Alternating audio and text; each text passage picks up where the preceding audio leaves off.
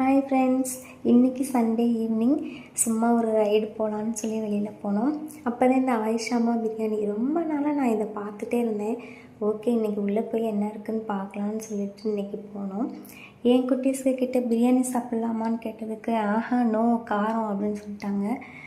அப்புறம் ஓகே ஒரு க்ரில்லு வாங்கலாமான்னு கேட்ட உடனே ஓகே சூப்பர்னு சொன்னாங்க.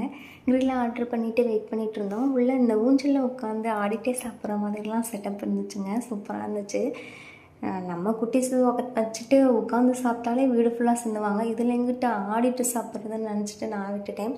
அப்புறம் உள்ள லைட்டிங்ஸு ட்ரீ இருக்கிற மாதிரி அது ஃபுல்லாக லைட்டிங்ஸ் வச்சு சூப்பராக இருந்துச்சு செட்டிங்ஸு.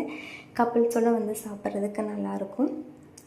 நாங்கள் ஒரே ஒரு க்ரில்லை மட்டும் வாங்கிட்டு அப்படியே வீட்டில் போய் சாப்பிட்டுக்கலான்னு சொல்லி கிளம்பிட்டோம். போகிற வழியில் தான் வந்து ஒரு கடை ஓப்பனிங்க்காக ஒரு பொம்மை யானை வச்சுருந்தாங்க. நெஜ யானை மாதிரியே இருந்துச்சு. திடீர்னு அது தும்பிக்கை ஆட்டுற மாதிரி பண்ணோன்னே நாங்கள் பயந்துட்டு ஓடி வந்துட்டோம். இன்றைக்கி எங்கள் சண்டே க்ரில்லோடு முடிஞ்சது. நீங்கள் இன்றைக்கி என்ன பண்ணீங்கன்னு சொல்லி கமெண்ட்டில் சொல்லுங்கள். பாய்.